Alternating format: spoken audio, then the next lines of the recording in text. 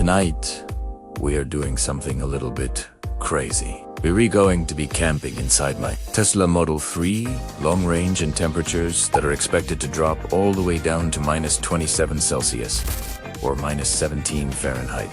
This is a pretty extreme test, but it is a realistic scenario if you ever stuck somewhere overnight, in your car during a winter storm, or if you're just an adventurous person who wants to try winter car camping. The goal here is to find out just how well the Model 3 handles these frigid conditions.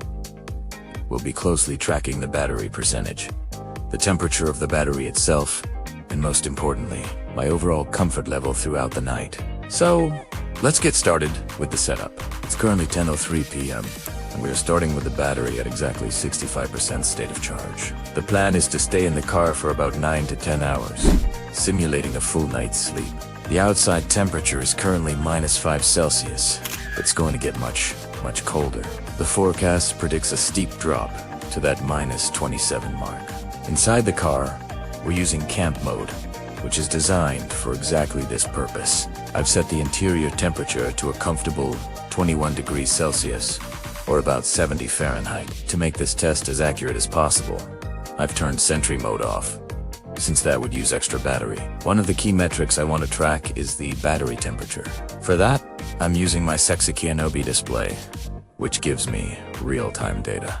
Right now, as we begin, the battery temperature is sitting at a healthy plus 12 degrees. It's crucial for the car to keep its battery warm to prevent damage and maintain performance. But doing so consumes a lot of energy, which is what we're here to measure. Alright, with everything set up, it's time to settle in. First up, I'm going to kill some time playing a few games on the Tesla's main screen. It's a pretty neat feature to have when you're just hanging out in the car.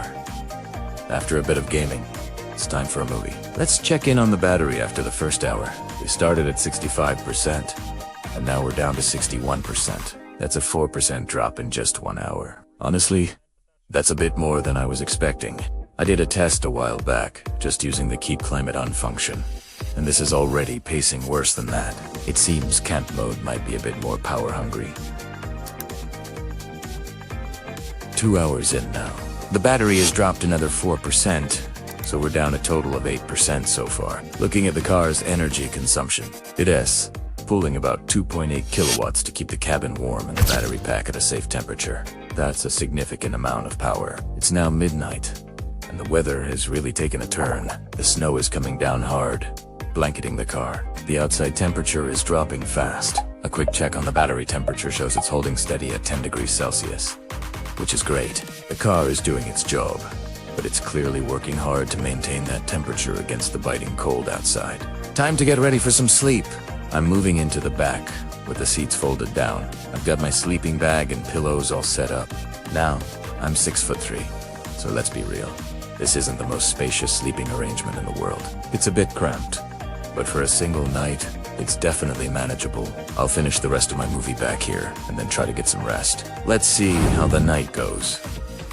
Good morning! You just woke up, and the first thing I saw was a low battery warning on the screen. The car is telling me to charge soon. It's been about 9.5 hours since we started this test.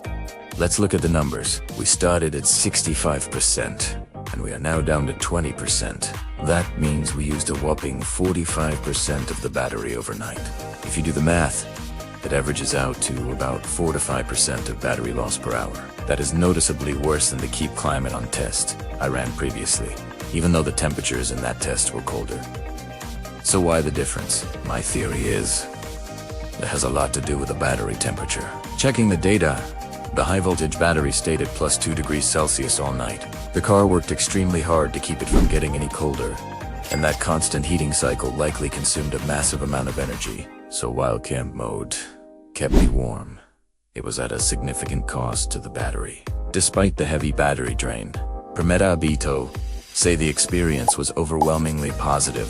From a safety and comfort perspective, sleeping in an EV is so much safer than idling a gas-powered car overnight.